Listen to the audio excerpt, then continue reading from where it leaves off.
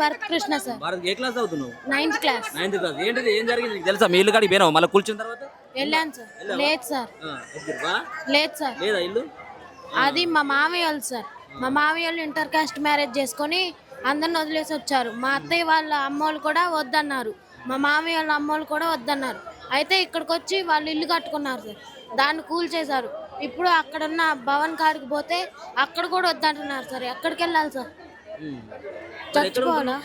చచ్చిపోవాలా? చచ్చిపోతావా? చచ్చిపోవాలా sir? ఎందుకు చచ్చిపోవాలి నువ్వు? ఇంతమంది ఉసురు కొట్టుకుంటున్నారు కదా సార్. వాళ్ళకి ఏమనిపించట్లేదా సార్? ఎందుకు ఏడుస్తున్నావు? వీళ్ళని చూస్తే మాకే బాధ అవుతుంది సార్.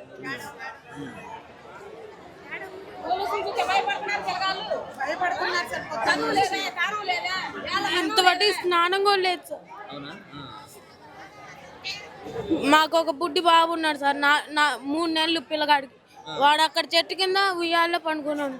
వాడికి దోమలు కుట్టుకుంటా ఇంత దద్దులు అయినాయి సార్.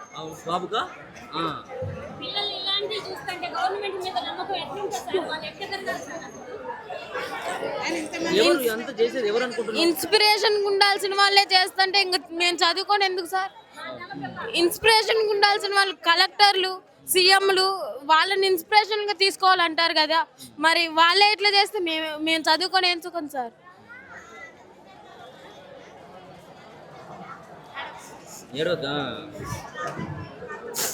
ఆ రోజు నుంచి నువ్వు ఎక్కడ ఉంటున్నావు మరి? నేను ఈ చెట్టు దగ్గర ఉంటున్నాను. నువ్వు చెట్టు కన్నా ఉంటున్నావా? స్కూల్ లేదు, ఏది లేదు. ఇక మరి అన్నం తినడానికి వాళ్ళు పెడతా ఉంటే తింటున్నావా? అక్కడికి ఫుడ్ ప్యాకెట్స్ తీసుకొస్తున్నారు సార్. అయ్యే తింటున్నాం. రాత్రులు కూడా దోమలు అంతా కూడా ఇబ్బంది కొడుతున్నాయి సార్. చాలా ఇబ్బంది అవుతుంది. ఏంటి ఎవరి లోపం అని అనుకుంటా ఉన్నావు? నువ్వు ఎంత కూడా గమనిస్తున్నావు కదా, పోలీసులు నెట్టేయడం కావచ్చు, జేసీబీలతో ఇల్లు కూలగొట్టడం కావచ్చు, ఎంత చూస్తూ ఉంటే నీకు ఏమనిపిస్తుంది? రేవంత్ రెడ్డి గారు సార్ ఇప్పుడు బీఆర్ఎస్ నాయకులు ఉన్నారు, వాళ్ళు అన్నం పెడుతున్నారు. బీజేపీ వాళ్ళు వచ్చారు, పరామర్శించి వెళ్తున్నారు. వీళ్ళకేమైంది సార్? ముగ్గురు మంత్రులు ఇక్కడ ఉన్నారని వాళ్ళు అంటున్నారే, మరి ఏమైంది సార్ చూసి పరామర్శించడానికి? ఇప్పుడు నువ్వు ఏడుస్తున్నావు కదా, చెప్పుకుంటూ ఏడుస్తున్నావు కదా, నీ ఏడుపులో కూడా న్యాయం లేదు, మీరంతా కూడా పైసలు ఇస్తే ఏడుస్తున్నారని మంత్రి మాట్లాడుతున్నాడు. విన్నావా ఆ స్టేట్మెంట్? విన్నావా? విన్నా సార్. అక్క ఒకసారి మీరు ఓటేసారా? వీళ్ళు ఓటేసిన సిరా చుక్కుందిగా, అది అది అది యాక్టింగా సార్? అది యాక్టింగా? మీరు అనవసరంగా ఓటేసి గెలిపించారు, లేకుంటే మీకు మంచి జరిగేది. ఓటేశారు, మాకు జరగాల్సిందే సార్ ఇది. మొన్నేమో బస్సులో వెళ్తున్నాం సార్, అక్కడ కొట్టుకున్నారు ఫ్రీ బస్సులు కాడ. మరి ఇంకేంటి సార్? ప్రభుత్వ తీరు బాగా అనిపించలేదు. బాగా చేస్తున్నాం, ఇందిరమ్మ రాజ్యం బాగా చేస్తున్నాం, మేము పరిపాలన బాగా చేస్తున్నాం అంటున్నారు కదా. ఏమో సార్, నాకైతే ఏమనిపించట్లేదు. ఇంతమంది ఇక్కడ నుంచి ఏం చేస్తున్నారు సార్? ఇంతమంది ఉంటారా? ఇంతమంది, ఇంత జనాభా, తిండికి ఎంత తిప్పలు పడుతున్నారు వాళ్ళు. ఒక్కసారైనా ఆలోచించారా? ఇంతమందిని ఎల్లగొట్టినాం, ఇంతమంది ఇల్లు కొట్టినాం, 20 లక్షలు 30 లక్షలు పెట్టి ఇల్లు కట్టుకున్న వాళ్ళు ఉన్నారు. వాళ్ళు ఎంత పోరాటం చేయాలి? ఇప్పుడు వాళ్ళ పరిస్థితి ఏంది? ఇల్లు అమ్ముకొని ఎక్కడ ఏం లేకుండా వచ్చి తినక ఇక్కడ ఉంటున్నారు. అంత పరిస్థితి ఏం తెచ్చారు వీళ్ళు? ఏం పేరు నీ పేరు? భరత్ కృష్ణ సార్. నువ్వు ఏడవకూడదు, నువ్వు ధైర్యంగా ఉండాలి. నువ్వు ధైర్యంగా ఉండాలి. నీలాంటి వాళ్ళు, కొట్టాడేటువంటి వాళ్ళు, మాట్లాడేటువంటి వాళ్ళు సమాజానికి చాలా అవసరం. అర్థమవుతుందా? చాలా తక్కువ ఉన్నారు నీలాంటి వాళ్ళు ఎదిరించేటువంటి మాట్లాడు. ఈ ఏజ్లో నీకు ఆ టాలెంట్ ఉంది. నువ్వు ఏడవకూడదు, ఎప్పుడైనా ధైర్యంగా ఉండు. ఏమని చివరిగా ఏం కోరుకుంటా ఉన్నావు నువ్వు ప్రభుత్వాన్ని? రేవంత్ రెడ్డి గారికి ఒక్కటే సార్, వీళ్ళందరినీ ఒక్కసారి పరామర్శించడానికి రండి. పరామర్శించిన తర్వాత మీకు ఏమనిపిస్తే అది చేయండి సార్. అంతే సార్, అంతే. 4 రోజులు మట్టి ఇంత ఇబ్బంది పెడుతున్నారు ఇంతమంది జనాభా. చూడొచ్చు పాపం ఆ పిల్లాడి బాధ కూడా. అంటే కేవలం పిల్లాడి ఎమోషనల్ అవుతా ఉన్నాడు అంతా చూసి. సో ఎవరైతే నువ్వు కలెక్టర్ కావాలి, నువ్వు ఎస్పీ కావాలి, లేకపోయినట్టయితే నువ్వు ఐఏఎస్ ఐపీఎస్ కావాలని చెప్పేసి కొంతమందిని ఉదాహరణ చెప్తున్నటువంటి మాటలు మనకు కనబడతా ఉంటాయి. వాళ్ళని ఇన్స్పిరేషన్గా తీసుకొని మనం ఏదో ఒకటి గోల్ సాధించాలి, వాళ్ళు సాధించాలన్నటువంటి దాన్ని మనం మనసులో పెట్టుకొని ఆ దిశగా మనం ప్రయత్నిస్తూ ఉంటాం. కానీ ఆ పిల్లాడు చెప్తా ఉన్నటువంటి మాట ఎవరిని ఇన్స్పిరేషన్గా తీసుకోవాలి? ఈరోజు పోలీసులు సైతం ప్రభుత్వానికి బానిసలుగా మారిపోయినారు. మంత్రులు సైతం కూడా పేద ప్రజలను ఆదుకోవాల్సినటువంటి మంత్రులు ఇవాళ కేవలం పేద వ్యక్తులపైన పడి, పేదలకు సంబంధించిన భూముల పని, పేదలకు సంబంధించినటువంటి ఆస్తులపైన పడి ఒక గద్దల్లా పీక్కుతుంటా ఉంటే వాళ్ళ బాధలు ఎవరికి చెప్పుకోవాలి? ఇంకా ఇక్కడ ఉన్నటువంటి పేదల యొక్క బాధలు ఎవరికి చెప్పుకోవాలి? కేవలం కొంతమంది వస్తూ ఉన్నారు, పరామర్శించిపోతూ ఉన్నారు, భోజనం పెడతా ఉన్నారు. వాళ్ళు చేసేటువంటి ప్రతిపక్షంలో ఉండి చేసేది అంతవరకు మాత్రమే ఉంటుంది కావచ్చు. కానీ గవర్నమెంట్లో ఉన్నటువంటి వ్యక్తులు ఇవాళ ఖమ్మం జిల్లాలో 3 మంత్రులు ఉంటే మరి ఏడ చర్చలో అర్థం కాదు, ఏడ ఉన్నారో అర్థం కాదు. ఒకవేళ ప్రకటన విడుదల చేస్తే నెగిటివ్ ప్రకటనలు, వీళ్ళకందరికీ కూడా వ్యతిరేకమైనటువంటి ప్రకటనలు. నీ అయ్యా జాగిరా అదేమైనా మంత్రులు, అది భూదానికి సంబంధించిన భూములు, గవర్నమెంట్ భూములు కావు కదా. చెప్పు. వీళ్ళు 8 సంవత్సరాలు బట్టి ఇక్కడ ఉంటున్నారు కదా, అప్పుడు మీ కళ్ళు కనిపించలేదా? అప్పుడే అడిగితే ఇంత ఇంత ఉండేది కాదుగా. ఇప్పుడు వీళ్ళందరినీ ఏడిపించుకొని తింటున్నట్టేగా. అప్పుడు ఏమైనా మీ కళ్ళు, వీళ్ళ నోళ్ళు మీకు వినపడలేదా? వీళ్ళు మీకు కనపడలేదా? ఇప్పుడు ఇంత జరిగేది కాదు కదా. అప్పుడే ఇట్లా ఉంటే జాగ్రత్త. ఓకే, సో ఇంకోసారి లోపలికి పోయేటువంటి ప్రయత్నం చేద్దాం. ఇంకా లోపల కూడా చిన్నపిల్లలు ఉన్నట్టుగా ఉంది. నువ్వు మాట్లాడతావా? ఒకసారి లోపలికి పోతుంది, లోపలికి పోందా ఒకసారి లోపలికి పోదాం. చిన్న పిల్లలు ఉన్నారట లోపల. 1-2 బాత్రూమ్లు మాత్రమే ఉన్నాయి.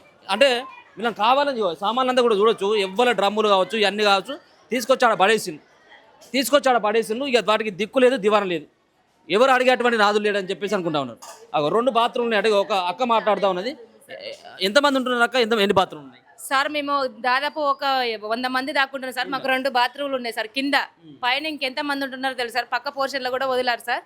అక్కడ ఎక్కడ కూడా మాకు ఫెసిలిటీస్ లేవు సార్. కాకపోతే ఆ వాటర్లో మేము ఇంతమంది 1-2 బాత్రూమ్ల మీదకి ఎగబడాలంటే ఎట్లా వెళ్ళగలుగుతాం సార్? దోమలు కుడుతున్నాయి. ఇప్పుడు 5 రోజుల నుంచి ఇక్కడే ఉంటున్నాం సార్ నివాసము. కనీసానికి ప్రభుత్వం అయితే ఒక్కసారి వచ్చి ఇట్లా మమ్మల్ని చూసుకోవట్లేదు సార్. అసలు దారుణంగా ఉంది సార్. అసలు ఏ ఫెసిలిటీస్ లేదు సార్. అది మాత్రం లేదు సార్. ఇతర పార్టీ వాళ్ళే వచ్చి మమ్మల్ని ఆదరిస్తున్నారు, వాళ్ళే మాకు తిండి పెడుతున్నారు. ఏది లేదు సార్, ఇంతవరకు లేదు సార్. ఉన్నారు సార్. చూద్దాం, లోపలికి ఒకసారి పోయి చూద్దాం.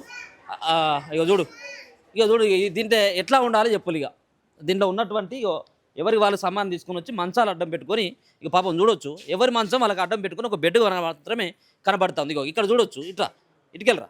ఇగో ఈ అక్క వాళ్ళ పరిస్థితి చూడు. పాపం ఇగో మంచాలు అడ్డం పెట్టుకొని ఆగరా, ఒక్క నిమిషం. మంచాలు అడ్డం పెట్టుకొని వాళ్ళు ఇగో ఎట్లా కాలం గడుపుతా ఉన్నారో మనం చూసుకోవచ్చు. ఇక్కడ పాపం ఆ తల్లి ఏమో 2 మంచాల సద్దుల అన్నం తింటా ఉన్నది.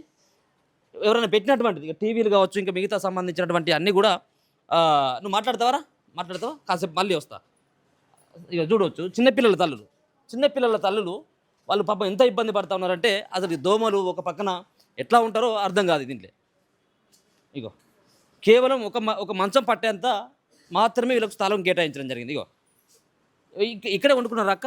ఇన్న వండుకుంటున్నారా? ఎవరైనా తీసుకొచ్చి పెడతామన్నారా? ఎప్పుడు వచ్చింది కొంచెం ఇక్కడ ముందర? ఏ రోజు వచ్చింది ఇక్కడికి మీరు? మేము మంగళవారం రోజు వచ్చామండి. అవునా? ఇట్లా మంగళవారం రోజు వచ్చారా? ఇదేనా మీకు ఉన్నటువంటి ప్లేస్? ఇదేనా? ఇదే సార్. ఇందులోనే ఈ సామాన్లు ఉన్న వాళ్ళందరం ఒక్క దగ్గర పడుకుంటున్నాం. ఇబ్బందిగా ఉంది చాలా. ఏంటి మరి మిమ్మల్ని ఇక్కడి నుంచి రేపు మొత్తం ఖాళీ చేయాలంటున్నారట? ఖాళీ చేయాలి, మీకు ఎంక్వైరీ చేస్తున్నాం. అక్కడికి ఎంఆర్ఓ గారు ఫోన్ చేసి మీ సొంత ఇళ్ళ కాడికి రండి, అది ఇది సామాన్ తీసుకొని రమ్మని అక్కడికి రమ్మని అంటున్నారు. మాకు ఏ ఆధారు లేకనే కదండి ఇక్కడ వచ్చింది. మేమన్నా సామాన్లు తీసుకొని అక్కడికైతే మేము రాలేము, ఇక్కడే ఉంటాం. మీరు ఎంక్వైరీ చేయాలనుకుంటే ఇక్కడికి వచ్చి చేయండి, కానీ మేమైతే అక్కడికి రామని చెప్పినాం. ఇది ఒక ఫోటో కనబడుతుంది చూడు. ఇగో ఇక్కడ ఒక మంత్రి ఫోటో కనబడతా ఉంది. ఇగో పొంగులేటో ఈయన ఒక ఫోటో కనబడుతుంది చూడు. ఇక పొంగులేటికి జర సోయి తెచ్చుకో. దీన్ని విను కనీసం.